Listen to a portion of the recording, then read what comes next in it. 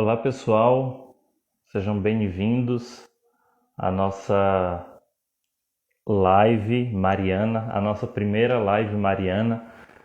Vou só aguardar os nossos convidados chegarem, atrasamos só um pouquinho, mas uma alegria estar aqui com vocês e iniciar esse novo projeto no nosso apostolado até o final do mês. Os nossos convidados já solicitaram aqui. Marcelo, seja bem-vindo.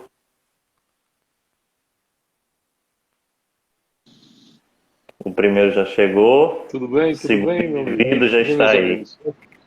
Tudo bem, Jefferson? Tudo bem, Rafael? Tudo bem. Como é que Tudo estão? bem, graças a Deus. Eu estou bem. Como é que anda o frio do sul? Essa semana foi um pouco mais friozinho. Fez em média entre 5 e 10 graus assim de manhã, mas que nem agora de tarde já tá mais quente, já tá por volta de uns 20 graus. Mas tá bom, tá bem agradável aqui o clima. É um Hoje clima, tem um gente clima já. civilizatório. Eu tô com inveja aqui. Hoje tem gente fazendo aniversário também. Não era hoje, a comemoração é hoje, mas o aniversário foi Ah, na quarta. então feliz aniversário atrasado. Feliz aniversário Não, atrasado, obrigado. Brian. Obrigado. Mas meus irmãos, sejam muito bem-vindos. Peço apenas que vocês se apresentem, digam de onde são e assim nós damos início à nossa primeira live mariana. Pode começar, Brian. Eu ia dizer primeira nobreza, né? Mas já que tu veio mandou na frente. Bom, meu nome é Brian Maciel dos Santos. Eu sou de Farroupilha, interior da Serra Gaúcha, né? Rio Grande do Sul. Eu já sou católico há um ano que eu tomei a decisão de ser católico, mas já estudo a fé católica desde 2017. Eu era da Igreja Presbiteriana do Brasil, fui da Igreja Assembleia de Deus, né? Ou foi onde eu me converti, né? Onde eu tive uma experiência assim de conversão. Mas eu me tornei presbiteriano, fui presbítero da igreja presbiteriana e foi nessa época, enquanto eu era presbítero da igreja presbiteriana e me preparava para ir para o seminário, que eu acabei deixando, saindo da denominação e comecei a estudar a fé católica até, por fim, vir a me tornar católico. Então, resumidamente, seria isso. Bom, eu moro em Fortaleza, embora eu seja curitibano. Isso traz uma série de conflitos, especialmente quanto ao calor. O Brian falou de entre 5 e 20 graus. Aqui nunca baixa, nunca baixa menos que 20. Então, um curitibano morando em Fortaleza. Eu sou católico desde 2017. Bom, eu comecei a estudar a fé católica também cerca de um ano e meio antes de me converter. Bom, desde então tenho me aprofundado tanto quanto possível e me esforçando para estar, como é que eu posso dizer, para estar à altura, ou pelo menos a alguma altura, da vida católica. Amém. Eu dispenso apresentações. Mas é uma alegria tê-los aqui. Apenas uma leve introdução, não é? Para aquilo que nós vamos viver nas próximas semanas. Como bons católicos, nós sabemos que o mês de maio é dedicado à Virgem Maria. Sendo assim, não existe nenhum católico que não tenha um amor, uma devoção, um carinho todo especial pela Mãe de Deus. É claro, da parte católica isso é muito fácil assumir isto, já que muitos entraves não foram criados com pensamentos contrários, não é?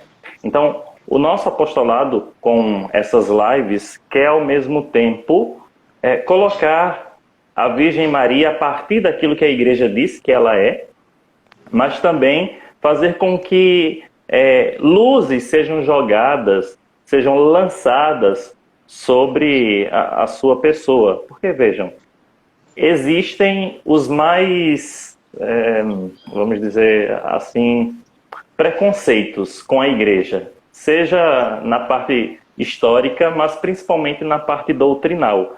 E uma das coisas que pega para um protestante ou para alguém que está estudando a fé católica, que esbarra num primeiro momento, normalmente é assim, um ou outro caso escapa, mas normalmente é a pessoa da Virgem Maria.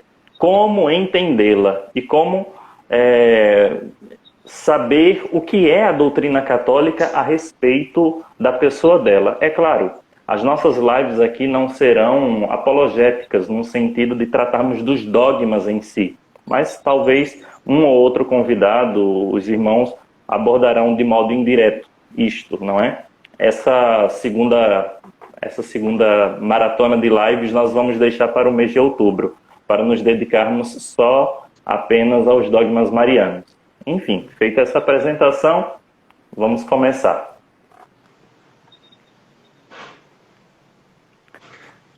Bom, eu até diria, Jefferson, tu falou ali que muitos entraves são criados, né, em relação à fé católica, e um deles seria em relação à Virgem Maria. Eu seria um pouquinho mais incisivo em dizer que esse é o grande impedimento para um protestante, né? Até me lembrou que o Scott Hahn, certa vez, ele acho que estava no meio dos parentes, amigos dele, e perguntaram para ele, então quer dizer que agora você adora Maria? Acho que foi até ele conta isso quando ele estava aqui no Brasil, né? O professor Felipe Aquino até que estava traduzindo ele, se não me engano. E para mim, da minha experiência como protestante, esse também foi o grande entrave. E sempre quando eu falei, por exemplo, com pessoas da minha família ou com alguns amigos, a primeira pergunta que me fizeram foi, mas e a Virgem Maria? Sempre tá, legal, mas e a Virgem Maria? Tu é católico, mas então quer dizer que agora tu adora Maria? Então, a grande pedra de tropeço, né, para a maioria dos protestantes é a Virgem Maria. Por causa que a atenção que a igreja dá a ela, dá e sempre vai dar, é visto aos olhos de um protestante como um problema. Porque o protestante não consegue entender o porquê, vamos dizer assim, para que esse exagero? Né? Para que todo esse exagero em torno da Virgem Maria? Isso é o que um protestante pensa, né? O que eu mesmo pensava. Né? Para que tudo isso? Então eu acredito que é muito pertinente, né, essas lives, assim, tanto essas de agora sobre o testemunho de como foi a nossa caminhada, assim, e como a gente reagiu, né, à Virgem Maria, como a gente aprendeu a amar a Virgem Maria e entender, né, a importância dela. Eu acho que tudo isso é muito importante, porque essa é a grande dificuldade de 99,9% dos protestantes. Acho que é muito difícil algum protestante que não tenha, quando ele pensa em fé católica, quando ele ouve falar de protestantes que se convertem à fé católica, a primeira coisa que vem à mente dele é, mas e a Virgem Maria? Então acho que por isso que é muito pertinente falar sobre isso, né? Uhum. Eu concordo inteiramente com o Brian. O tema é pertinente e ele é mais pertinente ainda, uma vez que nós percebemos que o problema principal por detrás da compreensão acerca de quem é Nossa Senhora e do papel dela é, antes de tudo, um problema de compreensão acerca de quem é Cristo. Né? Até esse foi assim, um dos marcos, não do meu processo de conversão, mas do processo de conversão pós-conversão, por assim dizer. Perceber que, no final das contas, toda a Mariologia não é senão um desenvolvimento da Cristologia. E até conversei com o Jefferson isso, acho que em alguma ocasião, que quanto mais nós compreendemos quem é Cristo, mais nós compreendemos quem é Nossa Senhora também. Porque as duas coisas não podem existir separadamente. Então, aqui já fica uma espécie de provocação, né? Que o problema, no final das contas, não é tanto com Nossa Senhora. Isso é apenas um efeito. O problema antes é de compreensão de quem é Cristo. E esse é um problema grave, né, quando nós olhamos sobre essa perspectiva. Então, esse tema é muito oportuno. E aqui eu já abro mão de alguns argumentos, né, para uma reta compreensão da Mariologia. É nunca enxergar a Virgem Maria a partir dela mesma, mas a partir da ótica divina. É muito fácil aos olhos humanos nós estarmos lado a lado com ela. É claro, ela é um ser humano como nós, mas é claro, nós não podemos olhá-la a partir da nossa ótica. Nós não podemos vislumbrá-la a partir dos olhos humanos. Nós precisamos observá-la, vislumbrá-la à luz da eternidade, à luz do Pai, que a escolhe para ser a mãe do seu filho. Então, é isso mesmo, Rafael. É compreender quem é Cristo e o que ele realiza nas suas criaturas. Então, o primeiro passo é esse. Vislumbrar quem é Maria, não a partir da minha ótica, porque senão ela simplesmente vai ser um ser humano igual eu. Não que ela não seja, mas ela tem um quê de especialidade, ela tem um quê de algo especial, mas eu só posso compreender isso, e quem é Maria, a partir da eternidade, a partir dos olhos do Pai.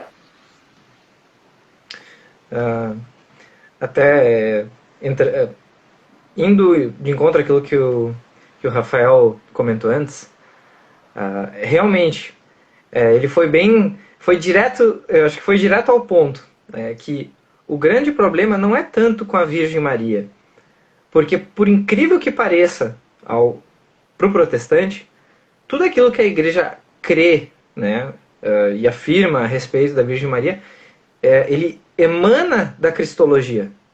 Todos os dogmas marianos, todas as devoções marianas, enfim, vamos dizer assim, a cosmologia mariana, né, por assim dizer, ela flui da pessoa de Cristo. E na minha experiência, duas coisas assim me ajudaram a entender o papel da Virgem Maria e por que ela recebe a honra que ela recebe dentro da igreja, que foi entender melhor o Antigo Testamento, né, aquelas figuras do Antigo Testamento, e meditar sobre o mistério da encarnação. Porque assim, eu não quero ser injusto, né, com nenhum irmão protestante, né, mas me parece, né, e quando eu olho para minha experiência dentro do protestantismo, claro, já vou adiantando, não estou dizendo que os irmãos protestantes não amam Jesus, não refletem, não, nada disso. Mas parece que Jesus é um personagem, entende? Como, sei lá, ele é um personagem da Bíblia, né? E muitas vezes se fixa mais nessa visão de Cristo como personagem e se esquece que ele é uma pessoa real. E não apenas uma pessoa humana, mas ele é uma pessoa divina, né? É uma pessoa divina com uma natureza humana e uma natureza divina. E quando a gente começa a meditar sobre a encarnação, né, que Deus, né, o Deus criador do céu e da terra, a segunda pessoa da Trindade, o Logos, né, o sustentador do universo, né, o sentido de todas as coisas, né, porque Cristo é o Logos, ele é o sentido, ele é a razão, né, quando a gente entende que a razão entrou no tempo e na história, por meio dessa mulher, dessa virgem, a gente vê que ela não pode ser de forma alguma uma mulher comum. Ela não pode ser uma mulher como qualquer outra. Né? Como eu já ouvi pessoas dizer assim, se não fosse Maria, podia ser qualquer outra. Podia, mas não foi qualquer outra, foi ela. Né? Ela é a escolhida. Né? Ela é a filha de Sião. Né? Ela é aquela que, e daí entrando um pouco no livro Maria para Hoje, do Von Balthasar, onde ele diz que Maria, ela é a filha de Sião, nela se cumprem todas as promessas feitas a Abraão. Porque ela é, vamos dizer assim, a filha de Abraão por excelência. Porque ela é aquela que creu. E a gente pode ver aí um paralelo entre Abraão e Maria. Abraão disse que por meio dele Deus disse a Abraão que por meio dele seriam benditas todas as famílias da terra. Né? E a fé de Abraão, ela é sempre trazida à tona, como Abraão é o modelo.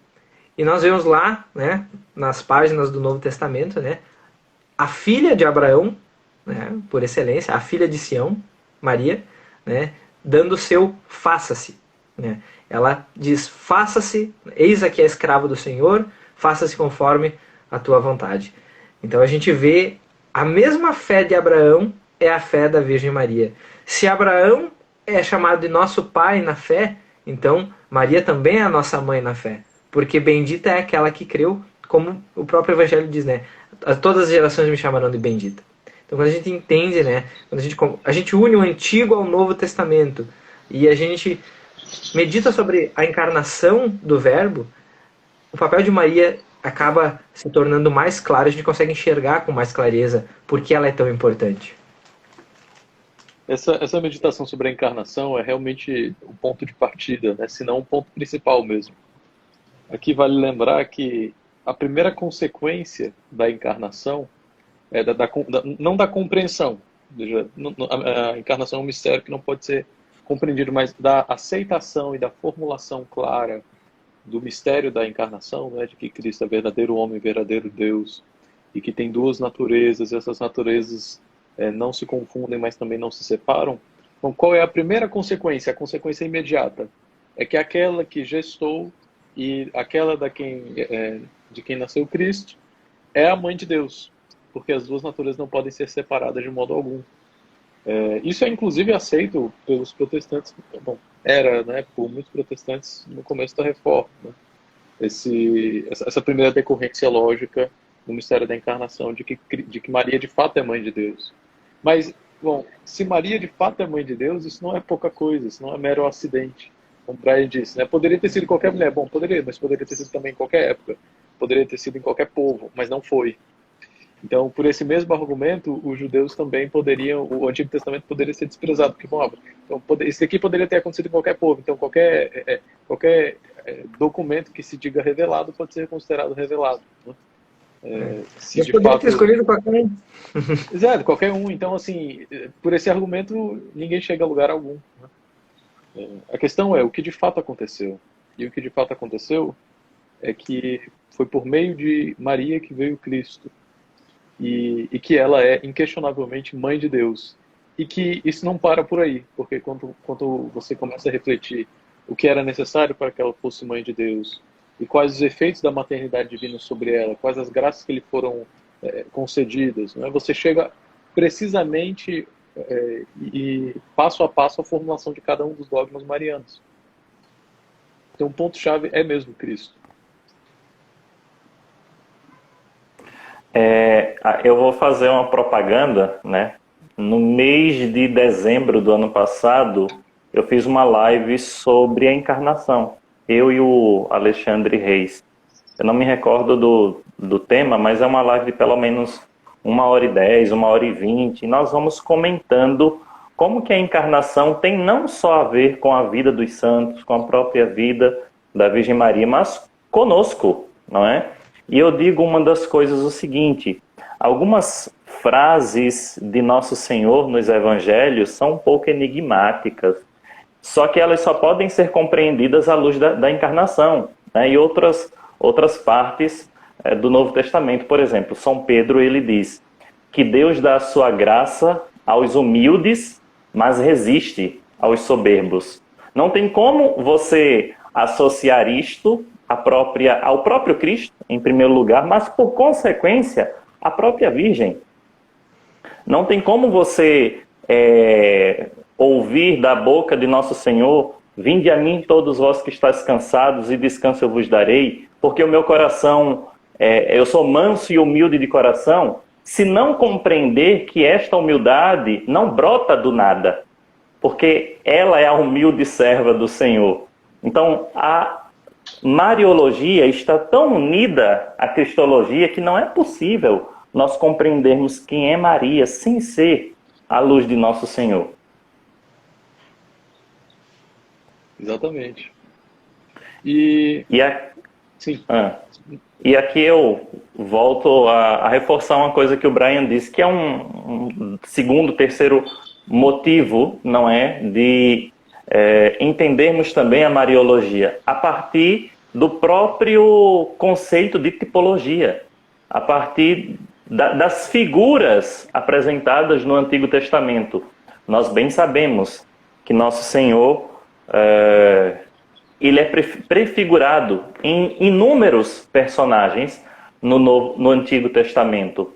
Abraão, Josué e tantos outros, os profetas perseguidos, mas também nós encontramos toda essa tipologia a partir do Antigo Testamento que se concretiza na pessoa da Virgem. Citando aí até alguns exemplos, né? A gente poderia citar aí de personagens do Antigo Testamento, né? Que tipificam a Virgem Maria, né? A primeira de todas, Eva, né? Porque se Cristo é o novo Adão, né? Maria é a nova Eva. A gente vê ali, né?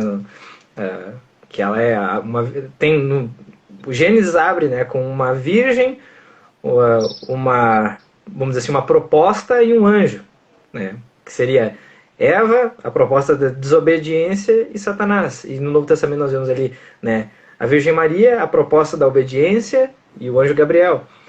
E tem outros exemplos também, né? A gente vê na própria figura de Sara, esposa de Abraão, né? Esse é um exemplo pouco citado, mas tu vê que Sara foi uma mulher que na velhice deu à luz, né, a um filho. E a velhice dela é um sinal da obra de Deus, da obra miraculosa de Deus, que aquele filho de Abraão não era simplesmente, né, um filho normal, mas ele era o filho da promessa. Na mesma coisa nós vemos na virgindade de Maria, né, é o sinal, vamos dizer assim, de que aquele filho daquela virgem não era um homem comum, mas era também um filho da promessa. A gente vê, por exemplo, na Arca da Aliança e tantos outros exemplos que a gente poderia citar. O Antigo Testamento ele é rico em exemplos. E quanto mais a gente mergulha no Antigo Testamento e olhando, tendo em vista, né, a chave interpretativa que é o próprio Cristo, né, e a vida de Cristo, não só o Cristo, mas a vida de Cristo. Né, não só a pessoa de Cristo, mas a pessoa e a obra. Né, e até mesmo até os personagens que estão ali ao redor. Né, por exemplo, a gente pode ver lá nos 12 patriarcas, os 12 apóstolos, né, do Novo Testamento e tantos outros exemplos. O povo de Israel também pode ser visto ao mesmo tempo como o próprio Messias. A gente pode ver também na filha de Sião a imagem da Virgem Maria. Então, quando a gente entra no Novo Testamento, no Antigo Testamento, tendo em vista o Novo, todas essas coisas vão se tornando mais claras. E eu lembro assim que quando eu li o livro do Scott Hahn, aquele Salve Santa Rainha, eu comecei a ler aquele livro assim, pensei, meu Deus, como é que eu não vi nada disso antes? Né? Eu nunca tinha. Eu já li o Antigo Testamento tantas vezes, 500 vezes, nunca tinha visto isso. Como é possível, né? A gente enxergar, mas não ver, né? A gente lê aquilo, mas não entende, não compreende, né? Então isso acontece não só com a Virgem Maria, mas com muitas coisas, né, sobre a fé católica. Esse livrinho do Scott Hahn é muito bom porque ele não é exatamente um livro apologético também, né? Ele é um livro de relato. Mas é um relato muito íntimo, né? É um livro muito interessante, eu li também. Tem outros paralelos que eu acho que são interessantes também, Brian, que um deles é da Rainha Esther, e outro que é um paralelo mais sutil em alguns aspectos, e que, veja só, eu encontrei esse paralelo, agora eu não vou lembrar exatamente o nome do autor, mas é um dos... Eu acho que ele é um frade franciscano que mora em Jerusalém. E um livro dele chamado, eu acho que é Instituições do Israel no Antigo Testamento, alguma coisa assim, foi publicado pela Vida Nova. E lá, num dos trechos, ele descreve a instituição da Rainha Mãe. Rainha Mãe, que não apenas era uma instituição muito comum nos mais diversos povos, né? Então era uma instituição, nós podemos até dizer, né, quase de direito natural, como ela era uma instituição ativa no próprio povo de Israel. E nas Escrituras isso é mencionado explicitamente no Antigo Testamento. Eu acho que é no livro se não for no livro de Samuel, no livro de Reis, num dos livros de Reis. No caso de Salomão e Batseba. Então, tem uma determinada situação na qual é pedido a Batseba que interceda junto a Salomão. Isso daí é um fato muito curioso, porque se você pensa que, de fato, todo o Antigo Testamento não apenas uma realidade, não apenas um relato do que aconteceu, mas também uma preparação e uma educação divina para que, em primeiro lugar, o povo de Israel, em segundo lugar, a humanidade, se preparasse para a vinda de Cristo. Bom, nenhum fato está ali relatado sem motivo, né? E nada deve ser considerado como irrelevante. Então, mesmo esse pequeno fato demonstra algo acerca do modo como o povo de Deus se relacionava. E mais do que isso, se era uma instituição real era uma instituição sagrada, né? Era uma instituição que precisava de uma sólida fundamentação para que existisse. Do outro modo, você teria um reino instável. Então, esse é o tipo de coisa que nos faz pensar acerca do papel de Maria também, né? Quer dizer, se existe no Antigo Testamento uma rainha-mãe, e se essa rainha-mãe intercedia junto ao seu filho, que era o rei, por que não, pelo menos a título de possibilidade, por que não também na Nova Jerusalém, não é? na igreja, não existiria uma rainha-mãe? Quer dizer, qual o real impedimento para que isso exista? Eu queria acrescentar uma coisa, né? Eu pego a deixa do Rafael e digo o seguinte: a ideia não é nossa, é da própria igreja. A fé que nós recebemos, ela é fruto também de um desenvolvimento. E mais ainda, cada um dos pontos, eles foram desenvolvidos no decorrer dos séculos, de uma reta compreensão. Então, por exemplo, o fato de Isaías, no capítulo 7, mencionar que a Virgem dará à luz. Nós lemos este fato e dizemos: a Virgem é Maria. O filho da Virgem é Jesus. Então, percebam que nós só lemos aquilo que queremos também com o coração aberto, não é? Porque os judeus leem aquele texto e dizem: não, isso aqui é o rei Ezequias. Não é bem assim. Né? Vocês estão ultrapassando, extrapolando esse tipo de interpretação. Não. A fé é um desenvolvimento... Não, os católicos estão ferindo o sola escritura. Do ponto de vista judaico, a interpretação só dos textos antigos dentro dos seus limites hermenêuticos impede a compreensão do nascimento de Cristo, do nascimento virginal de Cristo. Os judeus, eles não creram no Messias porque para eles só a Escritura, a única autoridade é a Escritura, e nós temos Moisés por mestre, né? Quem é tu para vir nos ensinar? O que eles diziam a Jesus, né? Eu acrescento uma outra coisa, né? Que nenhuma das realidades... quem lê o Antigo Testamento de uma primeira vez sem ter uma base mínima... pode, de certa forma, achar que algumas coisas ali não têm ligação com a nossa fé. Mas nós temos a plenitude da realização daquilo que são, vamos dizer assim, sombras. Nós temos a concretização, a realidade concreta daquilo que já era anunciado no Antigo Testamento. Então, as realidades do Antigo Testamento não foram deixadas de lado, não foram jogadas fora, mas antes foram plenificadas, foram elevadas a um novo patamar. E eu dou 2 exemplos, e aí eu passo a palavra para ti, Brian. O primeiro grande exemplo é a circuncisão. A circuncisão que era a entrada do sujeito no povo eleito. Nós cristãos não deixamos, entre aspas, a circuncisão de lado, porque foi elevada a uma nova realidade, que no caso é o batismo. E o segundo exemplo, que é uma outra tipificação da Virgem Maria, que é a realidade sagrada, imponente da Arca da Aliança no Antigo Testamento. Não tem nenhum outro símbolo, não tem nenhuma outra realidade mais de amor, de veneração para um judeu que a Arca da Aliança, não pela arca em si, mas pelo conteúdo que a arca trazia e que tornava ela sagrada. E tudo isso transpondo a nova Arca da Aliança no Novo Testamento, a Virgem Maria. Até o que eu ia falar assim não era nada muito, muito longo. Quem nos ensina a enxergar a Escritura dessa forma é o próprio São Paulo, quando ele diz aos Coríntios, né? As coisas que foram escritas para a nossa edificação foram escritas. Né, para que através das Escrituras nós tenhamos, né, esperança. Pela consolação das Escrituras nós tenhamos esperança. Então, foram os próprios apóstolos que nos ensinaram a olhar para o Antigo Testamento dessa maneira, né, procurando isso. E dentro daquilo que tu falou ali sobre a Arca da Aliança, foi meditando sobre a forma como os judeus, lá no Antigo Testamento, né, Josué, e enfim, todo o povo de Israel, ali nos tempos bíblicos mesmos, lidavam com a Arca da Aliança, que eu comecei a compreender o porquê de algumas práticas dentro da Igreja Católica. Porque aqui na minha região, a nossa diocese aqui, a padroeira da nossa diocese é a Nossa Senhora de Caravaggio, né? Essa foi, Nossa Senhora de Caravaggio foi uma das aparições da Virgem Maria na Itália, né? Ali por volta do século XVI, se não me engano, né? Bem na época da Reforma, época de guerras.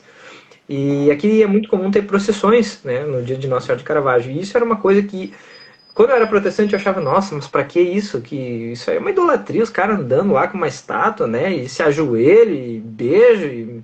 Até que... O famoso Salmo 115.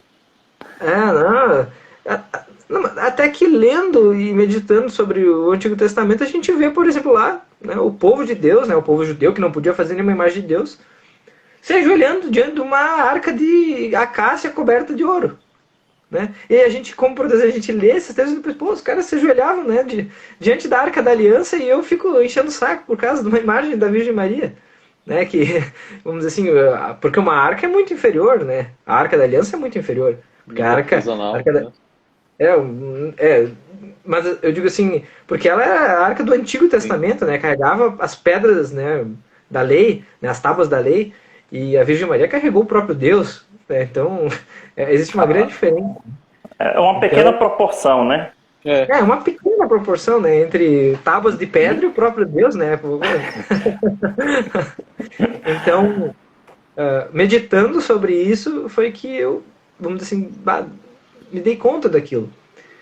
Porque eu aplicaria, né, aos irmãos protestantes a mesma coisa que o apóstolo Paulo aplica aos judeus, né? Que o apóstolo Paulo diz assim, que os judeus, todos os dias, eles leem na sinagoga o Antigo Testamento.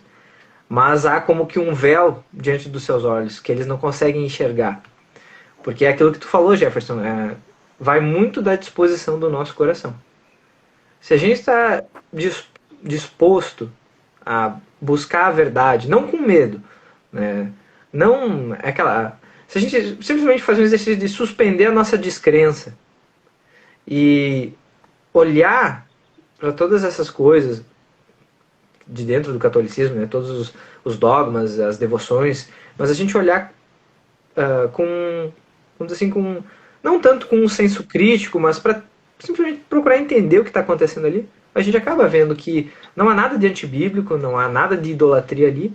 O que há ali é simplesmente a continuidade daquilo que existia no Antigo Testamento, que todas as coisas do Novo Testamento que estão presentes dentro da Igreja Católica não são inovações, não é idolatria, não são invenções, mas é a continuidade da fé, é a fé de sempre.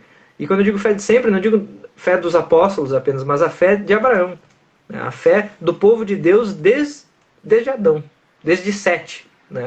o filho de Adão. Então, é a fé de todo o povo de Deus ao longo da história.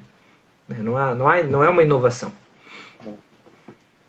Tem um exemplo uma análise que o Scott Hahn faz acerca da Arca da Aliança ainda, que é uma análise textual acerca das várias etapas da recepção da Arca da Aliança por Davi, depois que ela é reencontrada e reconquistada e trazida para a Terra Santa. E da procissão de entrada da Arca da Aliança, e das festividades, e das comemorações, e de tudo que é dito, do louvor de Davi, por assim dizer, enfeitiçado enfeitiçado não, mas tão movido pela alegria que cantava e dançava publicamente quando chega com a Arca da Aliança. E ele compara esse texto com a descrição que São Lucas faz, acho que é São Lucas, da recepção de Nossa Senhora por Santa Isabel. A subida até a cidade, não é? A recepção que é dada a Nossa Senhora e o canto que segue, né?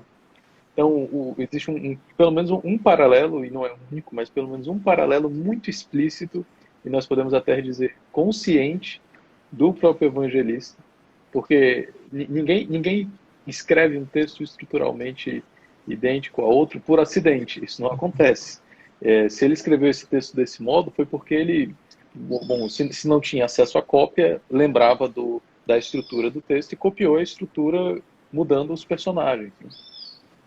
Então, tem pelo menos esse paralelo que denuncia já, e denuncia mais do que o suficiente, que Nossa Senhora de fato é a nova Arca da Aliança, de maneira muito mais elevada, mas que ela é a Arca da Aliança.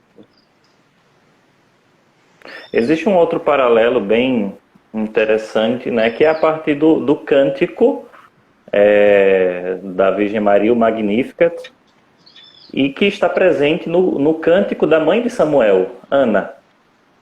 Então, é um paralelo muito interessante. Algumas outras realidades, penso eu, que só podem ser compreendidas também a partir da figura de Jesus e da Virgem Maria. Por exemplo, o mistério da própria encarnação, retomando aquilo que nós falamos, né? A escolha do Pai, desde toda a eternidade, de escolher uma mãe para o seu filho. O filho que se encarna, que necessita, que precisa da colaboração humana. Ele não podia não precisar, mas quis precisar. O filho que é anunciado pelo anjo. E, por fim, a sombra do Altíssimo, que a cobre. Então, o mistério da anunciação, da encarnação, quem melhor compreende senão a Virgem Maria? Porque nela se realizou, nela se tornou efetivo aquilo que nós cremos, que é a unidade e a trindade. Nós cremos que Deus é unitrino, mas quem melhor compreendeu, que mergulhou de fato nesse mistério, foi a Virgem. Um exercício que para mim tem sido muito bom para compreender a importância da Virgem Maria é tu pensar assim, imagina, e por isso é tão interessante a gente rezar o terço, né? Que imagina que Deus foi um bebezinho e imagina aquela mãe, né, dando de mamar no seu peito para aquele bebezinho. E aquele bebezinho é Deus, né? Aquele bebezinho ali chorando de fome, né, é o Senhor do céu e da terra, né? É o Criador de todas as coisas, né? É o Alfa e o Ômega. Ele é o fim da história, o sentido de todas as coisas. Aquele bebezinho ali, né? Aquele bebezinho que ela viu crescendo, que quando se machucava, até tem uma cena muito bonita lá no filme da Paixão de Cristo, né? Que Jesus está... Maria se lembrando, né? Jesus cai e ela corre lá para socorrer ele. E essas coisas realmente aconteceram, porque a encarnação é um fato. Aconteceu mesmo. O cristianismo, ele é história. Ele não é uma invenção, ele não é um conjunto de ensinamentos, ele é um fato. É uma coisa que aconteceu mesmo. E quando a gente começa a olhar assim, que essa mulher, né, foi aquela que cuidou, aquela que ensinou aquele que não precisa ser ensinado a nada, né? Aquele que quem ensinou ao Senhor alguma coisa, a gente pode dizer Maria, né? Humanamente, né, olhando para o lado da humanidade, né, a humanidade de Cristo, a gente vê, né, que o Deus onipotente se deixou embalar pelos braços de uma virgem. Isso é um mistério muito grande. E a gente começa a ver assim, que privilégio, que honra. E quem poderia ser melhor honrada depois, né, do próprio Senhor, né, do que a Virgem Mãe de Deus? Ninguém. A Priscila fez um comentário muito bonito aqui, a Priscila e a Bruna, né? A Bruna disse assim: Maria alimentou o corpo que morreu na cruz, nossa Eucaristia. E a Priscila, a mulher que conviveu mais tempo com Jesus que os apóstolos. Eu acho que assim tem uma diferença muito drástica, né? De conhecimento de quem é Jesus e qual é a sua missão, não desprezando os apóstolos, é claro, mas tem uma distância muito grande de quem de fato conhece profundamente, por conta da sua íntima ligação, é a Virgem, não é? Tem um cântico que eu gosto muito, que se canta aqui no Brasil, que diz assim: quando teu pai revelou o segredo a Maria, diz assim, é a primeira estrofe: quando teu pai revelou o segredo a Maria, que pela força do Espírito conceberia, a ti Jesus ela não hesitou logo em responder, faça-se em mim, pobre servo, que Deus aprovê. Então, ela crê com tanta intensidade no mistério da Trindade que mergulha nesse mistério que nós também somos chamados a mergulhar. Tem algo aí muito profundo, Jefferson, porque bom, nós sabemos, pela revelação, que o final de todos os homens, e na verdade a finalidade última de toda a criação, é que os homens participem da vida da Trindade. Né? Deus não criou as coisas para que elas existam separadamente dele, mas para que no final das contas todos os homens participem da vida da Trindade. Essa é a finalidade da vida humana. É isso que será realizado plenamente na eternidade. Bom, se nós podemos dizer que, de algum modo, todos os santos, bom, em algum grau, na verdade, todos os santos participaram da vida da Trindade, receberam o influxo da graça, se uniram a Cristo, o que nós não podemos dizer daquela na qual a Trindade agiu de tal modo que ela concebeu da Trindade, foi escolhida pela Trindade e gerou e gestou, né, a própria Trindade.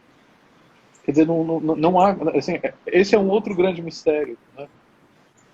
O mistério da encarnação, uma parte do mistério da encarnação, o mistério da concepção, mas o mistério de como Nossa Senhora participou da vida da Trindade de maneira tão íntima que nós não conseguimos nem conceber o quão íntima foi essa participação, né? Porque a Trindade toda se uniu a ela e ela se uniu perfeitamente à Trindade, né? Participou perfeitamente da Trindade. É algo muito elevado. Eu dou um segundo exemplo aqui de algumas realidades que só podem ser compreendidas também a partir da Virgem Maria e da pessoa de Jesus, né? Que é o chamado à virgindade, é o chamado à vida consagrada, que o próprio São Paulo, 1 Coríntios capítulo 7, vai falar da virgindade que muitos homens e mulheres se doam, ofertam todo o seu ser, se ofertam como um sacrifício a Deus, empregando todas as suas forças para Ele. Não mais vivendo para si, mas para Ele. Então, a virgindade consagrada, o celibato dos padres, só pode ser compreendido também à luz de Cristo e também da sua mãe. O celibato fecundo, né? Assim, o celibato ele é fecundo espiritualmente, né? Mas o celibato de Nossa Senhora é fecundo mais do que espiritualmente, é fecundo na carne, um grau muito mais elevado. Então, assim, é como se todo celibato fosse de algum modo a imagem do celibato de Nossa Senhora, né? Dentro assim dessa coisas para a gente refletir sobre a Virgem Maria, ela participou, né, da vida, vamos dizer assim, da vida do plano da Trindade e da vida divina, né, num grau muito maior do que qualquer um de nós. E não só, né, dessa vida, mas também do sofrimento de Cristo de uma forma como ninguém mais, nunca jamais vai sofrer como ela. E tem um versículo que eu acho que não tinha na minha Bíblia e apareceu magicamente depois quando eu comecei estudar a fé católica, que é quando da apresentação, né, de Jesus no templo, que a profetisa Ana, ela diz para a Virgem Maria, né, uma espada atravessará o teu coração. E Maria, de repente, claro, ela, como tudo, ela sempre, na sua humildade, guardava tudo no coração. E a gente vê que lá no Calvário, né, com exceção do apóstolo João, ninguém mais estava com Cristo, mas Maria estava lá, né? Eu tenho aqui em casa dois ícones, né? Um que foi até o Jefferson que me deu, né? Que é a Virgem Maria, né? Um ícone bizantino, a Virgem Maria segurando o menino Jesus. E tem um outro que veio no box da minha biblioteca católica, que é a crucificação de Jesus. E daí tem São Tomás de Aquino, né? Que seria ele contemplando, né? Mas a gente vê a Virgem Maria está do lado direito de Jesus. Então a gente vê, ela estava com ele no início e estava com ele no fim também. Ela estava na alegria de ter concebido, né, o Messias, e também na dor de ver esse Messias rejeitado, desfigurado e, por fim, morto, né? Então, quem mais poderia tá tão unida à vida de Cristo quanto a Virgem Maria, Nossa Senhora? Ninguém.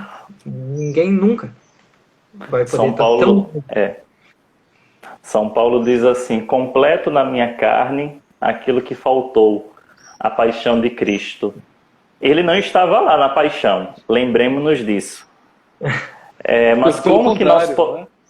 Ah, Ele estava perseguindo, né, os cristãos. pois completo na minha carne aquilo que faltou, a paixão de Cristo.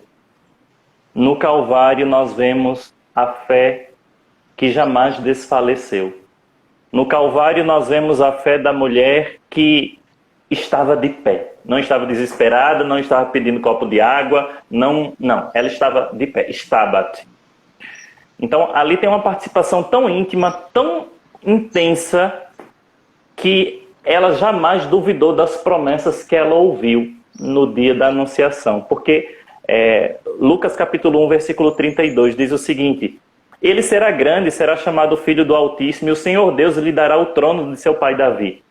Naquele momento ela poderia ter se revoltado. Onde está a realização dessas promessas? Do meu filho. Onde está? Do meu filho.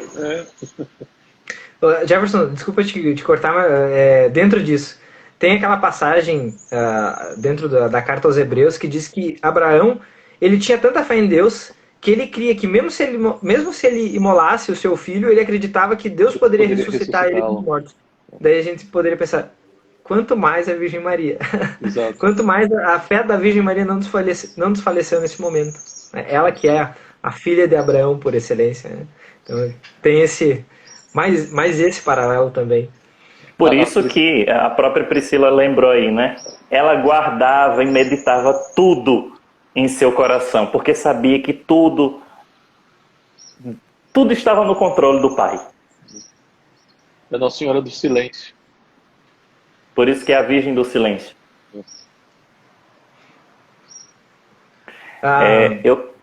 Pode falar. Não, eu ia só dizer, Jefferson, até tu tinha comentado acho que comentou com o Rafael também, sobre a gente falar um pouco sobre a perspectiva de como foi na nossa vida, né, como foi esse da rejeição até, né, ao amor à Virgem Maria, um amor que ainda, no meu caso, é muito imperfeito e muito distante ainda, né, do ideal. Mas gostaria tu que está fazendo aqui o papel de interlocutor, mas perguntar para o Rafael como é que foi para ti esse processo de assim, né, quando a gente começa a estudar a fé católica e lá pelas tantas, tá aí, o que eu faço com a Virgem Maria? Que é como a gente estava falando nisso, né, o grande empecilho. Como é que foi isso? Como é que foi para ti isso, esse desenvolvimento? Brian, eu tô junto com você nessa, que a minha devoção à Nossa Senhora ainda é muito, muito fraca, muito pobre. E esse é um dos pontos que volta e meia eu medito. Porque eu me lembro muito bem que eu nunca tive nenhum... Bom, Nossa Senhora nunca fez parte da minha educação, né, enquanto cristão.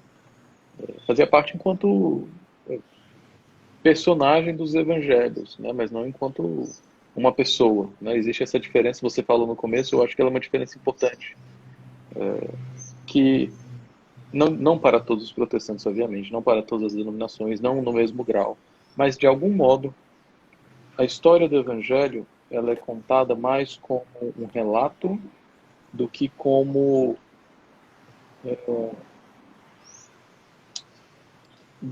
algo do qual nós podemos ainda hoje participar.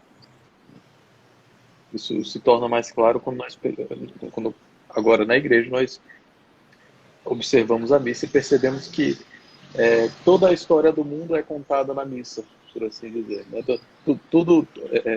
Toda a revelação é contada de algum modo na missa. Na missa nada passa despercebido.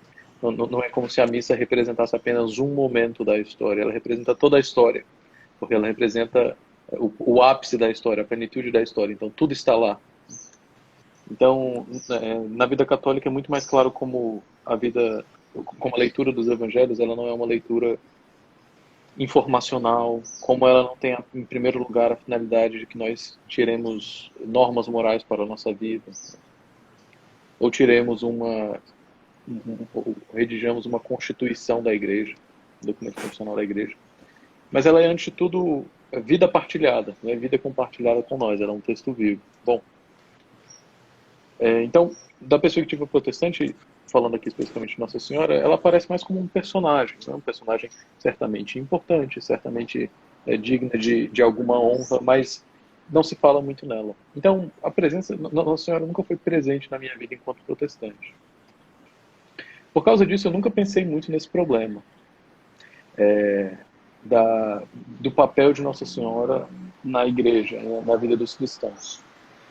Perto de me converter, eu comecei a meditar muito e a estudar sobre como a imitação tinha um papel fundamental na vida humana. E esses estudos acabaram me levando à compreensão de que os santos, eles são modelos imitativos, né? Assim, a minha compreensão imperfeita antes de me converter, né? De que eles eram modelos imitativos. Então, não existia um problema fundamental em ter uma espécie de culto, uma espécie de devoção aos santos. Claro, nada que fosse contra, que ferisse e maculasse a Deus, né? E nada que fosse idolátro. Mas, em alguma medida, manter a memória viva dos santos era bom, né? E aqui eu me baseava também no que São Paulo diz, né? Sejam meus imitadores na medida em que eu sou imitador de Cristo. Então, existe um fundamento bíblico muito claro para a imitação dos santos e para a devoção dos santos e para que a memória deles fosse resguardada e fosse preservada. E nisso, bom, Nossa Senhora também. Mas veja, isso ainda é considerar Nossa Senhora como um personagem, não como uma pessoa que está hoje junto de Deus e de fato pode interceder por nós. Depois de me converter, e é um processo no qual eu ainda estou, eu tenho me esforçado e falhado miseravelmente, mas assim, eu falo como relato pessoal, né? Tenho me esforçado e buscado compreender melhor o que significa amar Nossa Senhora, porque eu admito humildemente que ainda é um ponto difícil para mim, não intelectualmente, mas o que? A vivência, né? Não é difícil aceitar que ela é mãe de Deus, não é difícil que eu reze a ela, mas é difícil ainda, na prática, viver a devoção. Então, assim, esse é basicamente o relato. Não é exatamente, no meu caso, pelo menos, não foi uma dificuldade intelectual para com ela, mas é, ante tudo, uma dificuldade de vida, né? E que se Deixa eu dar um exemplo. Se apresenta mais particularmente depois de me converter, né? Deixa eu dar um exemplo só concreto, né? Por exemplo, muita gente entende de modo intelectual os dogmas. Os 4 dogmas marianos são totalmente compreensíveis. Eu já percebi isso, né? Só que quando passa para a prática, por exemplo, a oração do terço, gente, será que rezando 50 Ave-Marias não é exagero, não? 50 Ave-Marias, logo, ele não está exaltando Maria, será que eu vou cometer uma idolatria? Sabe? Uhum. Eu acho que isso é um problema, eu imagino que seja um problema comum entre convertidos, né? Eu nunca conversei sobre isso, mas eu não duvido que seja. Mais uma vez, eu não tenho assim, nenhuma restrição, óbvio, né? Não tenho. E rezo eu mesmo o terço.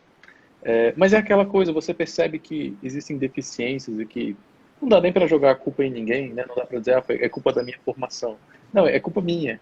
Mas são essas deficiências que eu ainda peço a Deus que me ajude a superá-las, né?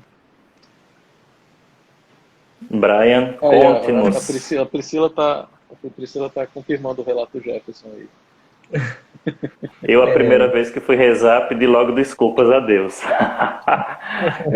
Pelo contrário, a primeira vez que eu rezei o terço, foi no meu processo de conversão, então estava um período muito conturbado. E imediatamente eu comecei a perceber que aquilo ali ordenava os meus afetos, ordenava a minha alma. Prontamente. Foi mais ou menos por esse caminho também. Porque Eu vou procurar ser breve, né, porque é muito longo, mas a gente percebe que assim, que os protestantes, eles pensam assim, e era o que eu pensava. Eles pensam assim, a gente não tem nada contra a Virgem Maria. A gente, né, ela foi uma mulher, uma santa mulher de Deus, ela teve o seu papel importante, só que, pô, né, os católicos, eles exageram. Tudo isso é uma idolatria, não tem por que isso aí. E esse era o meu pensamento. E quando eu comecei a estudar a fé católica, eu não tive dificuldade com os dogmas marianos, por incrível que pareça. Porque assim, quando que eu entendi a importância da autoridade da igreja e do magistério, então eu entendi, bom, eu vou estudar essas coisas para mim entender, porque, né, lógico, quando tu aceita... Porque assim, às vezes eu acho que até nem vale a pena ficar discutindo sobre Maria com os protestantes, né? Porque eles sempre vão ficar, quando tu convencer de uma coisa, ele vai ir para outra. Então, acho que o melhor ponto para se bater é essa questão da autoridade. A Bíblia é a única autoridade, daí, se isso aí cai, todo o resto cai, né? Eu concordo. Mas, enfim. Então, eu não tive muita dificuldade com os dogmas marianos. Como o Jefferson falou, assim, intelectualmente falando, foi tranquilo, né? Até na época a gente teve algumas conversas, né? O Jefferson perguntava algumas coisas, e daí o Jefferson explicava e indicava algum livro, alguma coisa assim. Mas assim, eu sempre tinha aquela coisa assim, tá, eu entendo, mas ainda parece que é exagero. Até que até assim eu lembro um dia que eu vi no Facebook uma congregação, não sei quem que era, que eles se chamavam os Escravos de Maria. Quando eu vi isso eu pensei, mas Escravos de Maria? Isso aí já é demais, meu Deus do céu. Não, eu entendo, né, agora eu entendo, mas Escravos de Maria é demais, isso aí não é certo. E dentro daquela... Tá, daí passou acho que uma semana, duas, eu tava lendo um livro do Daniel Ropes, Que tá ali em cima, que eu tô vendo a coleção. A Igreja dos Apóstolos e dos Mártires, e tem um determinado ponto onde que ele começa a narrar a vida do apóstolo Paulo. E ele narra assim de uma forma assim tão envolvente, né, que ele te insere dentro da história do apóstolo Paulo. E lá pelas tantas eu parei a leitura assim, né, como bom sanguíneo, emocionado e pensando assim, meu Deus, se eu vivesse naquela época, eu ia chegar para o apóstolo Paulo e ia pegar ele pelo braço e dizer assim, São Paulo, de hoje em diante eu sou teu escravo. Se tu me mandar fazer uma coisa, eu faço. Se tu me mandar fazer outra, eu faço. De hoje em diante eu sou teu escravo. Daí vem uma vozinha. E por que não da mãe de Deus? Daí, sabe, nesse momento, é verdade, eu sou um bobalhão mesmo. Assim, foi engraçado, porque assim, todo aquele... Esse foi um momento assim, que tudo ruiu, porque eu vi que era só uma resistência sentimental, não tinha base nenhuma. Não tinha um fundamento racional, não tinha um fundamento na devoção, era simplesmente que a gente tem apegos emocionais. O subjetivismo. Às vezes a gente até consegue compreender que uma coisa é verdade, mas existe uma grande dificuldade, e é isso que o Rafa falou, tem uma grande dificuldade da gente conseguir introduzir aquela verdade na nossa vida, na nossa prática diária. Então, a partir disso, foi tranquilo. Daí eu entendi, né? Foi um momento... Caíram as escamas, né? Girou a chave. Eu me recordo de um irmão, um dia ele ainda vai dar o testemunho aqui, ele é um dos primeiros do apostolado, há 5 anos atrás. Como é que os dinossauros do apostolado, né? Vinícius. E ele teve uma dificuldade muito grande com o dogma da Imaculada, não é? E ele até que entendia, só que não fazia tanto sentido. E ele foi rezando nisso e ele disse, Jefferson, eu estava tomando banho, isso ele diz, né? Estava tomando banho e estava pensando sobre isso e pedindo que Nosso Senhor iluminasse. De uma hora para outra me veio a questão da purificação das nossas faltas, a purificação que nós precisamos ter para nos aproximarmos dele por conta do banho, né? Então, as ocasiões, nós precisamos ter tempo para compreender o papel da Virgem Maria, a nossa intimidade com ela, que não vai ser de uma hora para outra, assim. E assim, a gente tem que compreender que a fé não é uma coisa simplesmente... a fé não é fruto da razão natural. Não é uma crença, mas é um ato sobrenatural de Deus. Então, muitas vezes a gente entende um dogma, seja ele qual for, mas a gente não crê, a gente não tem fé. Porque a fé é um ato de Deus, é um ato quando que Deus, né, ele toca, né, a nossa alma. E daí a gente vê. Né, até o padre Paulo Ricardo, né, ele ilustra isso, diz, né, tantas vezes eu passei por isso aqui, mas eu nunca vi. é um momento quando que a gente vê a verdade. Então isso, claro, envolve estudo, envolve muita coisa, mas acima de tudo envolve a ação da graça em nós.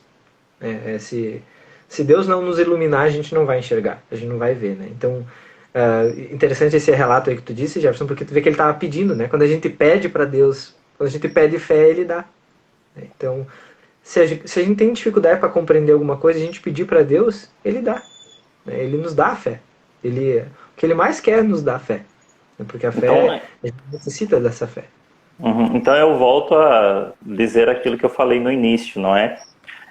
Olhar com a Virgem Maria com os olhos de fé, sob a perspectiva da eternidade, não com os olhos humanos, porque senão ela vai ser uma mera mulher como qualquer outra. Exatamente. Tem uma frase que eu gosto muito, que vez ou outra roda aí no Facebook, por aí vai, que diz assim: se a terra onde Jesus pisou é santa, imagina o ventre que o carregou durante 9 meses, não é? É verdade. Eu penso que existe uma falsa compreensão a respeito também da Ave Maria, que seria interessante nós comentarmos, não é? Porque as pessoas, alguns protestantes e alguns irmãos dizem assim: por que vocês rezam a Maria, a Ave Maria? Mas, gente, nós bem sabemos que a Ave Maria é toda bíblica, mas ela tem um sentido ainda mais intenso, mais profundo, que é o seguinte: o centro da Ave Maria não é Maria. Talvez você, irmãozinho protestante, que escute isso. Como assim? Não é. Eu sempre escutei que o centro da Ave Maria é Maria. Ave Maria, cheia de graça, o Senhor é convosco, é tudo para ela. Não. O centro da Ave Maria não é Maria. E se você quer comprovar isso, pega a Ave Maria em latim. Pega a Ave Maria em latim, pesquisa aí. A Ave Maria em latim. E você verá que a Ave Maria ela tem uma estrutura numérica, onde ficarão 15 palavras para um lado e 15 palavras para o outro. E no meio dessas 15 palavras fica um nome. O nome de Jesus. E tu falou da oração da Ave Maria, e daí não tem como falar de oração da Ave Maria sem pensar no terço. O terço, para mim, quando eu era protestante, sempre parecia uma grande bobagem, né, e uma idolatria. Mas quando tu entende que... Vãs repetições... nem vamos entrar nesse ponto aí, mas a questão assim é que o terço, a oração do terço, até uma vez eu comentei isso com a minha esposa, né? Não só o terço, mas que as devoções marianas, elas são profundamente cristocêntricas. Ué, por quê? Como assim? Como assim cristocêntricas? Porque quando tu reza o terço, o que tu tá fazendo? Por que é o Ave Maria? Por quê? Porque, como a gente disse antes, né? Quem conheceu e esteve unida à vida de Cristo melhor do que a Virgem Maria? Ninguém. Então a oração do terço é como se a gente estivesse olhando para a vida de Jesus com os olhos daquela que esteve mais unida ao próprio Cristo. E a gente vê que todos os santos eles eram muito devotos da Virgem Maria. E a santidade, sem dúvida, a santidade deles vem daí. Porque... Ou seja, contemplar a vida de Cristo a partir do olhar de Nossa Senhora. A partir do olhar de Nossa Senhora. Então, é daí que vem, conforme a gente vai, né, nos unindo a ela no Calvário, né, em Belém, nas bodas de Caná, enfim, em todos os mistérios, a gente vai se unindo ao próprio Cristo. Cristo se torna mais real para nós.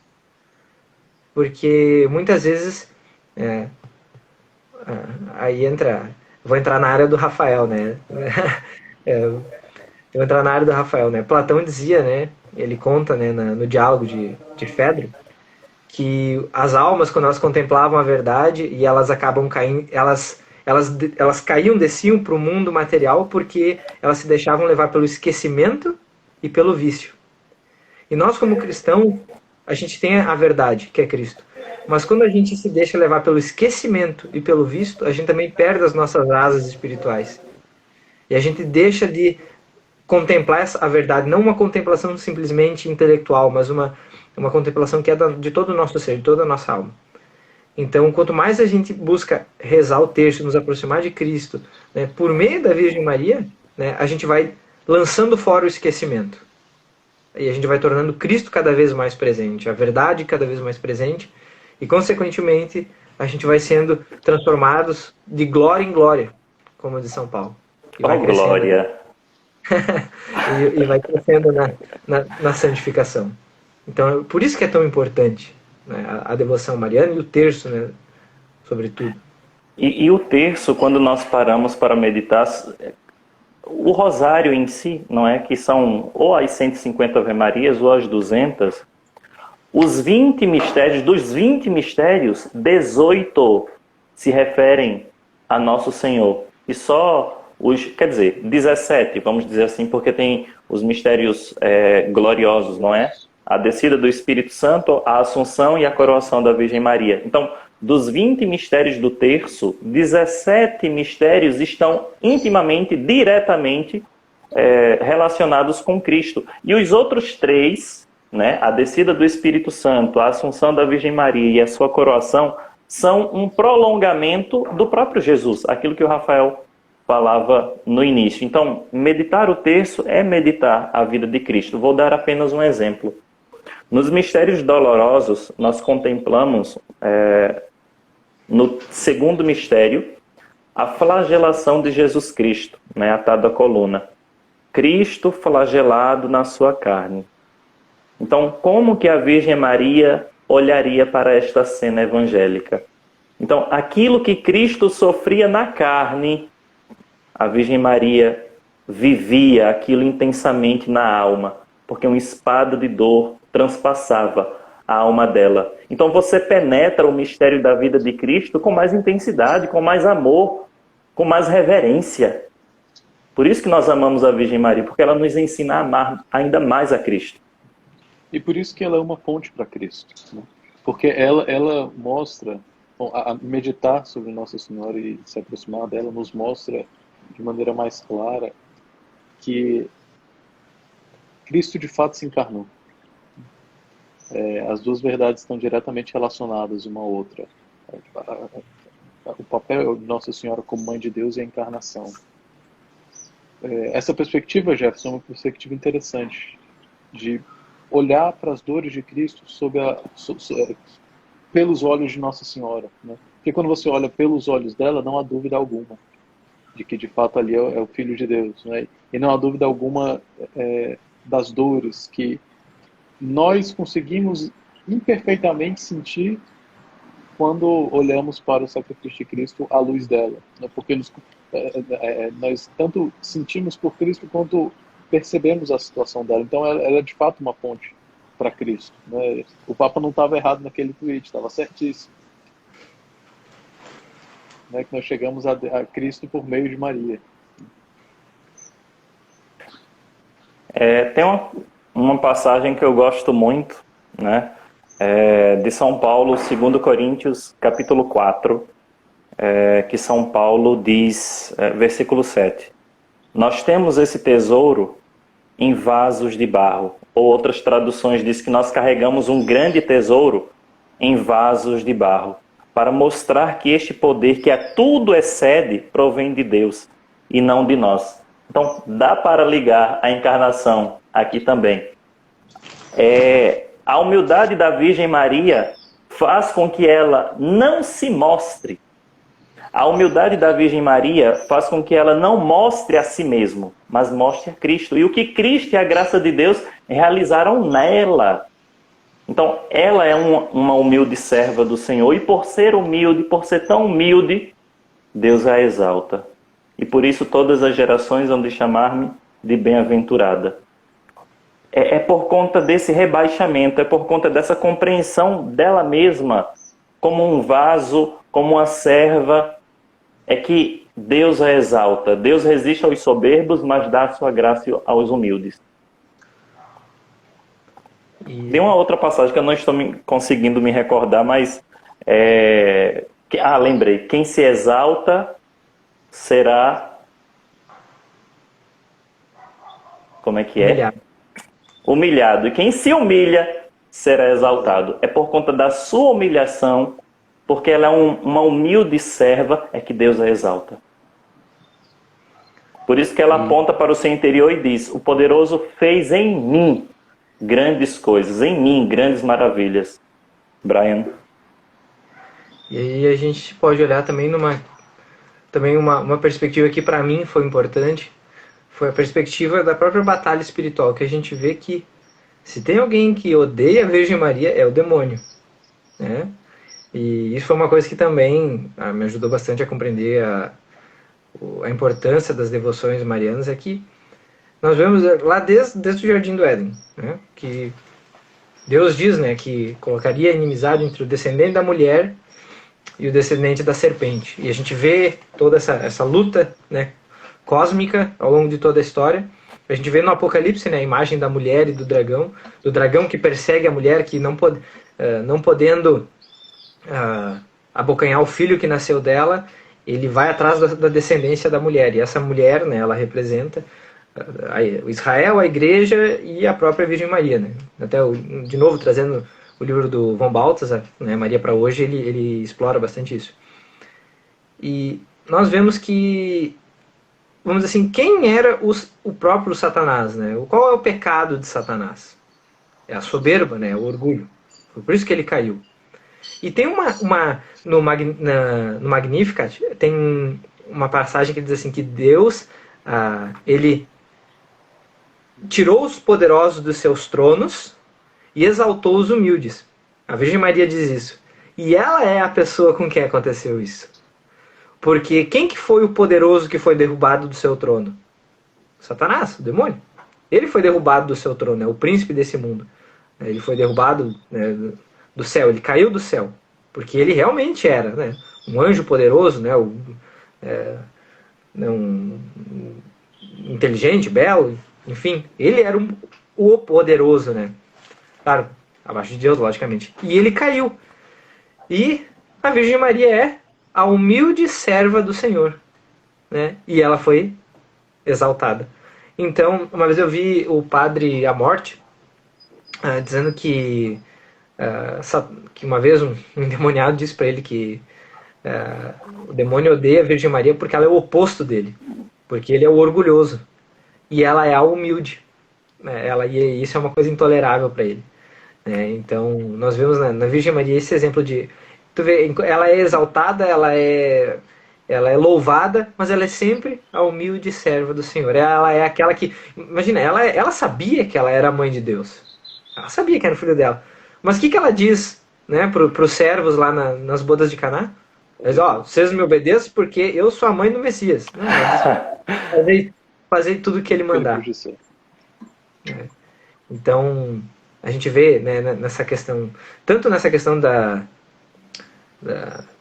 batalha espiritual contra Satanás e seus demônios, mas contra o nosso próprio orgulho, né? Se lembrar que às vezes a gente, né, uns porcariazinhas de nada e tão orgulhoso, né? E a Virgem Maria, mãe de Deus, tão humilde, tão pequena, não pequena, né? Mas pequena, a Virgem Maria é pequena aos seus próprios olhos, né? Ela se vê como pequena, como a escrava do Senhor, né?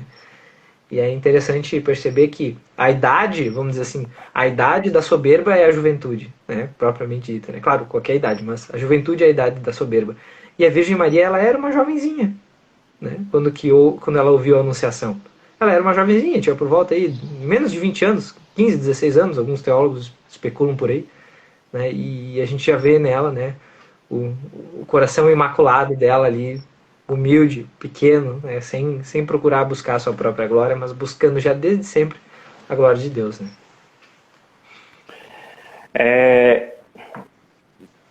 Teve uma irmã que colocou aqui, eu vou tentar até falar, né? Às vezes fico confusa, parece mais simples rezar diretamente a Deus. Às vezes sinto que é como se estivesse desperdiçando tempo com Maria, não menosprezando-a. Mas é totalmente o contrário. Você está com a Virgem Maria para estar e para compreender, para vislumbrar, para que Cristo esteja ainda mais presente em sua vida. Você busca o olhar da Virgem, está com ela para entender ainda mais profundamente quem é Cristo e a sua missão. Eu diria assim, irmã, ninguém reza para a Virgem Maria, a gente reza com a Virgem Maria.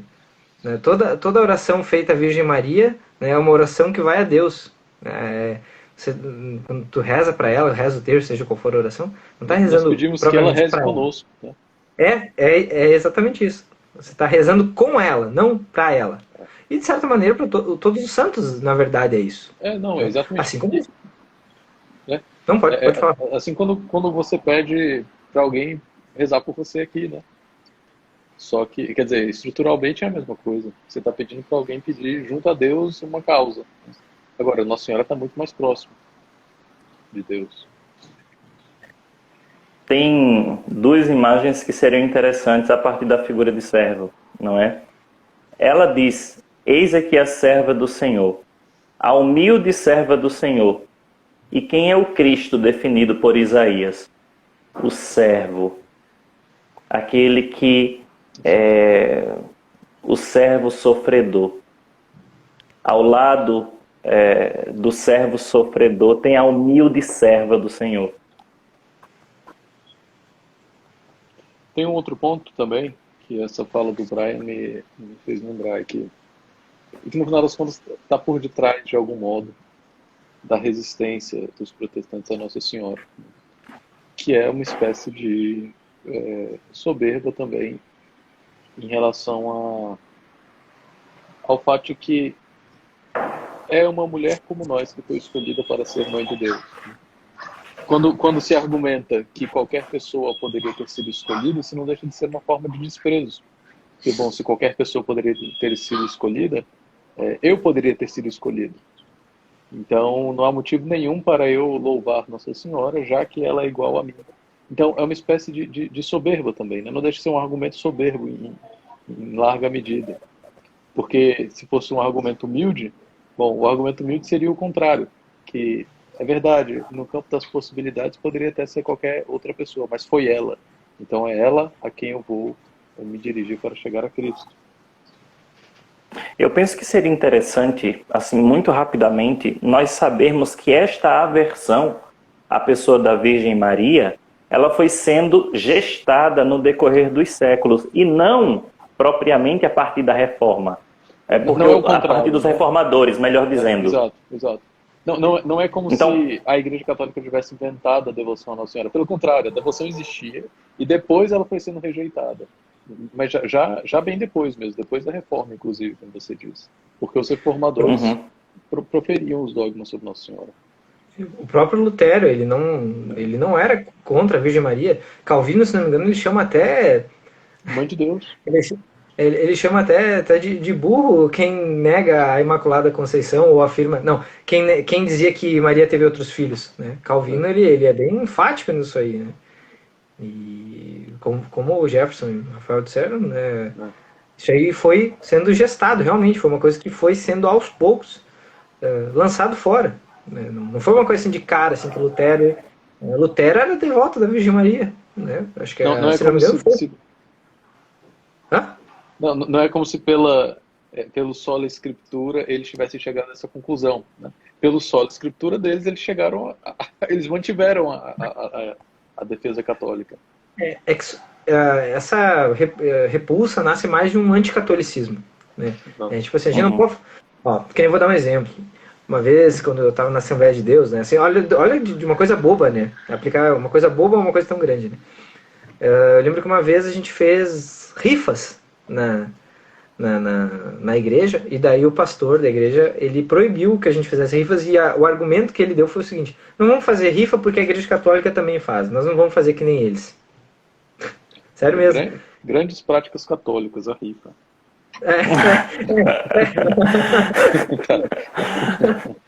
Código de direito canônico, a rifa. Tratado da confecção de rifas. Exatamente. São Tomás de Aquino. É um grande tópico do Código de Direito Canônico, que trata só das rifas. É um exemplo de como muitas coisas é só para ser contra. Né? Não é porque era desde o início assim, mas é só para ser contra. Então, só para fechar essa ideia, não é? Essa ideia, eu não sei como surgiu, onde surgiu, mas é interessante perceber que essa aversão à Virgem Maria não provém propriamente dos reformadores, porque os próprios reformadores tinham uma devoção à Virgem Maria, tanto é assim que o próprio Lutero tem um livro, um comentário belíssimo a respeito do Magnificat da Virgem Maria, tem até em português. Ele cria na maternidade divina, na virgindade perpétua. Então, os reformadores não tinham uma versão. Então, é um ponto a se pensar aqui. Esses que têm uma versão hoje, a Virgem Maria. É claro que com certeza vai vir um argumento. Não, mas é porque eles foram deixando aos poucos e não tiveram tempo. Por favor. Até o cardeal Newman, ele diz uma coisa muito interessante, tem até num artigo do nosso, que está até lá no site do apostolado, que ele diz assim, que quem começa rejeitando Maria, acaba rejeitando o próprio Cristo. E a gente vai ver que, por exemplo, o liberalismo teológico, ele nasce aonde? Ele nasce no meio protestante, né? Não estou dizendo que, né, os católicos sempre foram, né? Porque a gente sabe o que acontece na igreja. Mas o liberalismo, a negação, né, do sobrenatural, ele nasce dentro do protestantismo. Foram teólogos protestantes que começaram com isso. Se você nega a maternidade divina, e se você nega o papel de Nossa Senhora na economia da salvação, você está a um passo de negar a própria encarnação. A realidade é essa. Quer dizer, não é sem motivo que a primeira consequência do dogma da encarnação é a maternidade divina.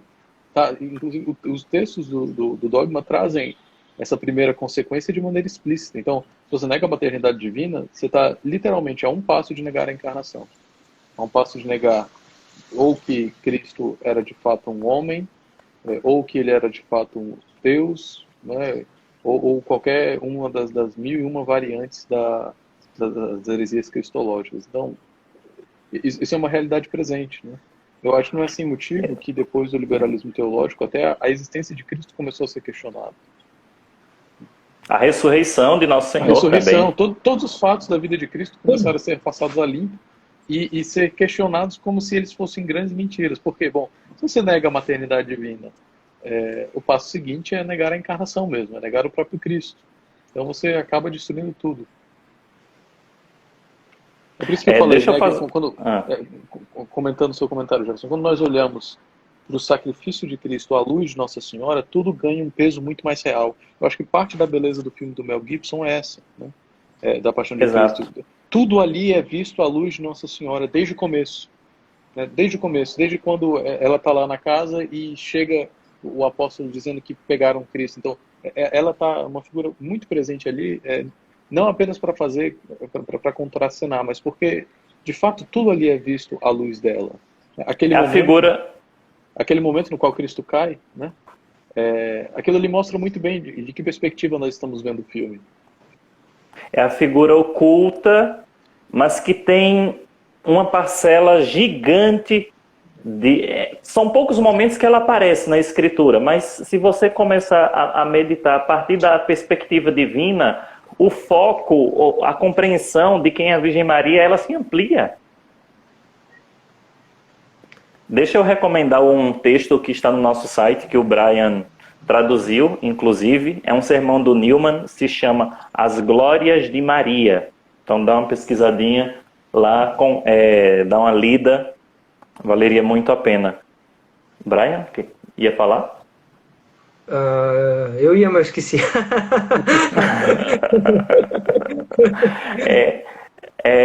Eu vou lançar luzes para o fato da ressurreição, não é?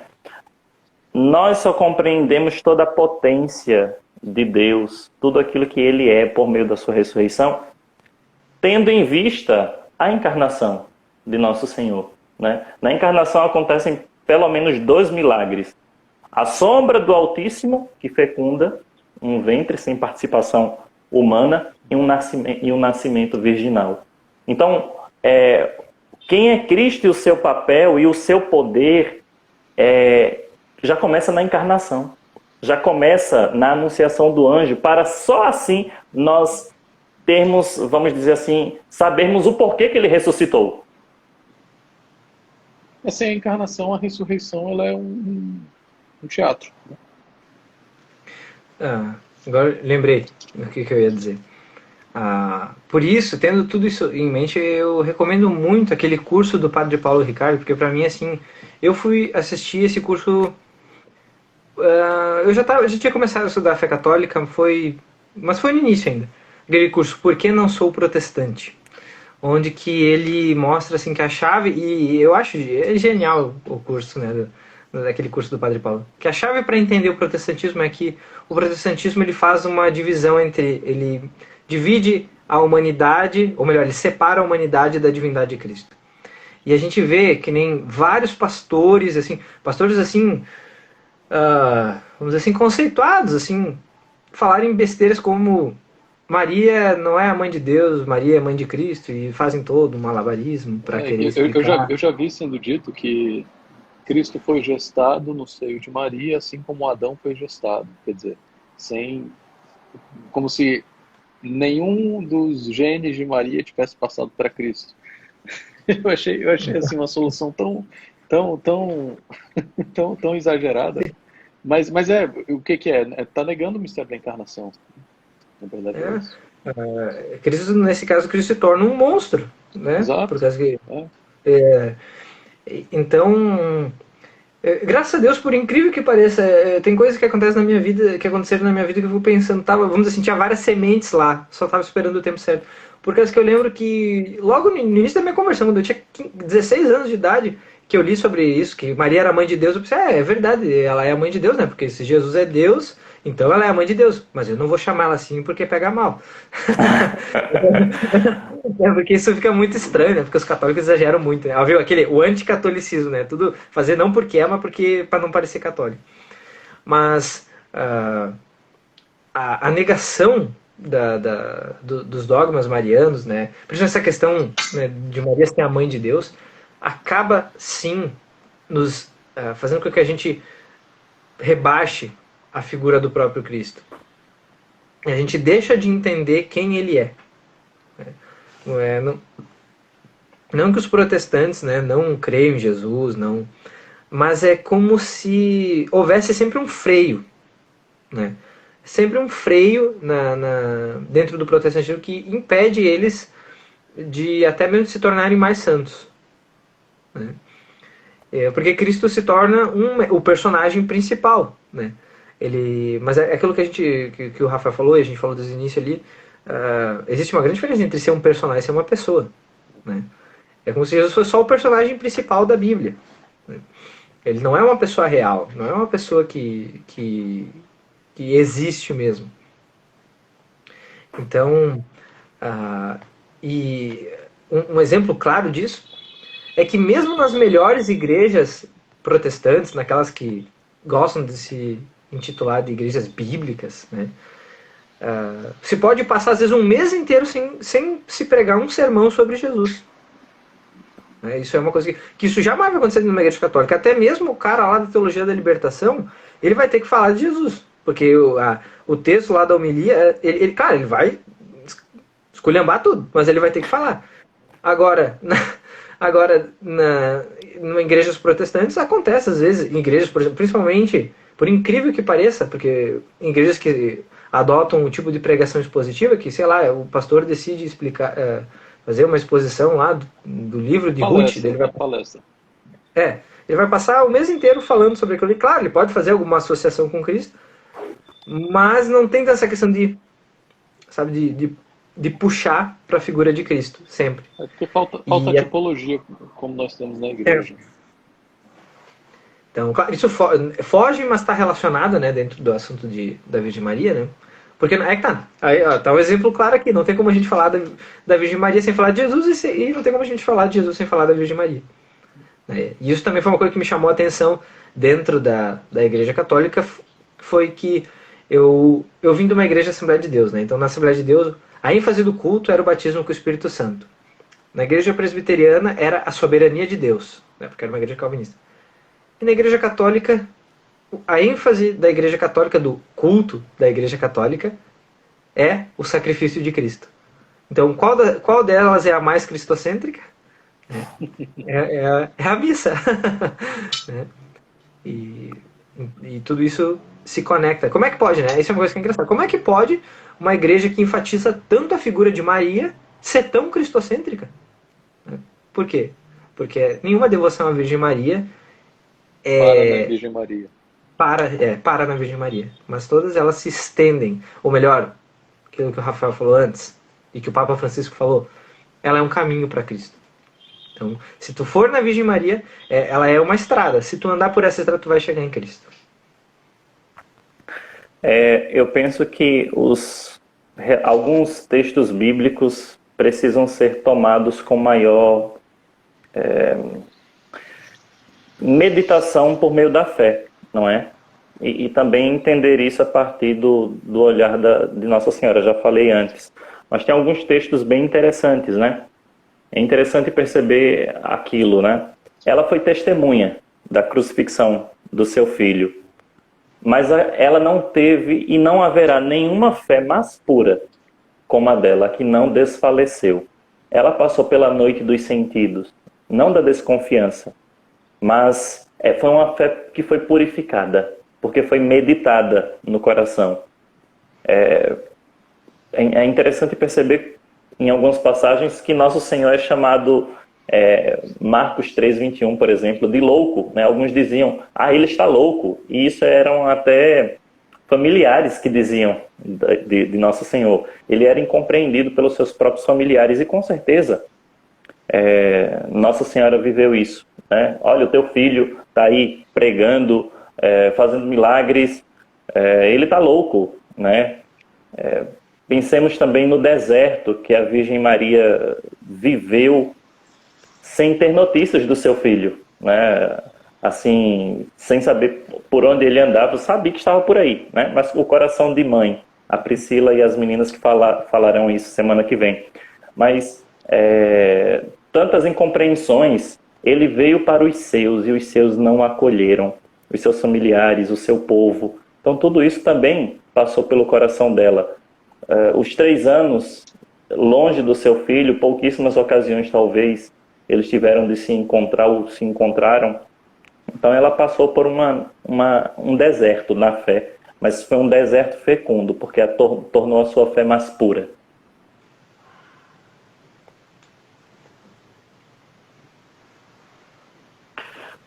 Rafael, Brian, querem falar mais alguma coisa? Estou pensando ainda sobre isso. Refletindo assim sobre a vida da Virgem Maria, dentro disso que tu falou, tem a própria questão da anunciação, né? Por causa que quando Maria fica grávida pela ação do Espírito Santo, né, o texto, vamos dizer assim, o texto do Evangelho é um texto que não está preocupado com os detalhes, né? Ele está querendo expor os fatos principais. Mas agora, se a gente entrar dentro da história, pare e pense, ela era uma jovem que de repente apareceu grávida. São José, que era santo, é um homem justo, né, como diz a Escritura, ele quis, né, deixar ela em segredo. Então, mas no fim ele é alertado pelo anjo, né, e daí ele aceita ela como mulher. E daí o Von Balthasar ele fala, né, que José foi avisado pelo anjo e recebeu a Virgem Maria, mas os vizinhos não. Então imagine para os vizinhos, para os familiares, daí, a menina apareceu grávida. Imagine o tipo de comentário que a Virgem Maria ouviu, né, por toda a sua gravidez, o que de repente deve ter levantado até dúvidas sobre o próprio Cristo, né? O tipo de comentário maldoso, né, que ela deve ter ouvido, né? E o sermão tem aquela coisa, né? Porque nós sabemos que a Virgem Maria ela é sem pecado, né? Ela é imaculada. Então, assim, imagina o tipo de inveja que ela não devia despertar nos outros jovens, nas pessoas ao redor, porque ela devia ser, essa menina aí toda certinha, apareceu grávida. Com certeza ela deve ter ouvido esse tipo de coisa. Aquele tipo de comentário maldoso de as quietinhas são as piores. Eu tô falando assim de uma forma até... Mas isso aconteceu? Então, olha a humilhação que a Virgem passou para ser a mãe de Deus. Olha só, né? Não só na questão, não só o sofrimento lá no Calvário, mas no próprio nascimento de Cristo, né? A fuga para o Egito. Pensa em quanto isso deve ter sido cansativo, quanto isso deve ter sido desgastante, né? Para uma mulher grávida tem que viajar, depois o bebê, né, pequeno ainda, tem que fugir para o Egito, porque estão querendo matar. Olha todo... O desenrolar do drama da salvação. Drama, né? E todas essas coisas são coisas tão humanas, né? Que não estão tão distantes da nossa realidade. E tudo isso mostra assim, a beleza da maternidade, né, de Maria. Tem uma coisa muito interessante, um fato assim que vale a pena ser meditado, né? Que vejam, ela aparece grávida, São José pensa em deixá-la. A Virgem Maria, em momento algum, ela vai buscar uma explicação, ela não vai se explicar. Ela não vai dizer o que é que está acontecendo com ela. O que foi que aconteceu? Um anjo veio aqui, José, e apareceu e disse que eu ia ser a mãe do Salvador. E eu disse, eis aqui a serva do Senhor, e a sombra do Altíssimo veio e me cobriu. Não. Ela fica em silêncio, porque se uma coisa é certa, é que o justo, o santo, não confia em si mesmo. Ele põe toda a sua confiança no Senhor. E por isso que diz o Salmo 121, levanto os meus olhos para o monte e eu me pergunto, de onde vem o meu socorro? O meu socorro vem do Senhor que fez o céu e a terra. E o Senhor vai em sonho e diz a José, José, não temas. O que se realizou na Virgem Maria, em Maria, é obra de Deus. Recebe-a como esposa. Então, a plena confiança é uma fé viva de colocar-se inteiramente e dizer, Senhor, realmente, eu me entrego em tuas mãos. Eu estou em tuas mãos, eu sou a tua serva. Então, o Senhor cuide de tudo. É a confiança, né? A confiança da Virgem Maria em Deus. Como esse exemplo, né? Ela é a filha de Sião. Nela se cumprem as promessas feitas ao povo de Israel. O povo de Israel sempre capengou, né? Tinha momentos em que tinham uma fé viva, em momentos eles já se esqueciam de Deus, e em outro momento eles precisavam ser castigados. E na Virgem Maria não, a gente vê ela ter aquela obediência, aquela confiança nas promessas de Deus. Então, por isso, nela se cumpre, né? Ela é a filha de Sião. Ela é a legítima filha de Abraão, porque ela tem essa fé de Abraão. Ela não... Em nenhum momento ela murmura, ela reclama, mas ela passa por tudo, né? Crendo na providência. E aqui dá para trazer Hebreus 11:1, não é? A definição de fé. É o firme fundamento das coisas que se esperam e a prova das coisas que não se veem. Ela sabia que Deus viria em seu socorro. Como? Ela não sabia, mas Deus deu o jeito dele e explicou para José. Meus irmãos, não sei se vocês têm mais alguma coisa a acrescentar, a dizer. A nossa live vai ficar gravada, né? Mas foi muito bom o papo. Aqui eu teria outras muitas coisas a dizer, mas se vocês quiserem, fiquem à vontade, tá? Não, pode Não, eu falar. acho que foi bom. Nós já estamos aqui com 1h40. Nossa! Se deixar também, a gente Eu tô fica a sem noite relógio toda porque eu aqui. não vi que hora é. Então, Nossa, meu Deus do céu. se É que isso vocês aqui é quiserem uma- fazer... É que isso aqui é uma live, né? Porque daí a gente tem que se focar no assunto, porque senão aqui já teria muito assunto pra ser. aham. Pra ser né? Teve um comentário esses dias que colocaram lá na nossa página, né? Como nós noticiamos as lives marianas, disseram assim: vocês façam as lives e não que elas possam ter não menos que 2 horas de duração. Mas se vocês quiserem fazer as considerações finais. Brian, quer começar? Não, pode ir. Antes eu comecei, começa tu. Termina tu agora. Eu começo os finais. Bom, eu acho que se tem alguma coisa para ser dita depois de tudo que nós dissemos aqui, é que não há mesmo, e isso nós falamos várias vezes, não há mesmo como compreender verdadeiramente quem é Cristo, nós não compreendemos quem é Maria. Isso não é apenas uma retórica, não é apenas uma frase bonita. Não, é porque nós compreendemos quem é Cristo, antes de tudo, por aquilo que ele fez. E aquilo que ele fez, em primeiro lugar, com a sua própria mãe. para que ela o pudesse receber, para que ela pudesse cuidar dele, pudesse ser verdadeiramente a mãe de Deus. Então, meditar sobre Nossa Senhora e buscar conhecer melhor Nossa Senhora não é perda de tempo e nem é desviar o foco de Deus. Donoso Cortés, um intelectual católico espanhol, ele dizia que a teologia é como o mar para onde fluem todos os rios, e todos os rios são saber. Nós podemos dizer mais ou menos a mesma coisa, quer dizer, todo conhecimento acerca dos santos, acerca da igreja, acerca da natureza até, mas mais particularmente todo conhecimento acerca de Nossa Senhora nos leva também a um conhecimento melhor acerca de Deus e acerca da segunda pessoa da Trindade, que é Cristo.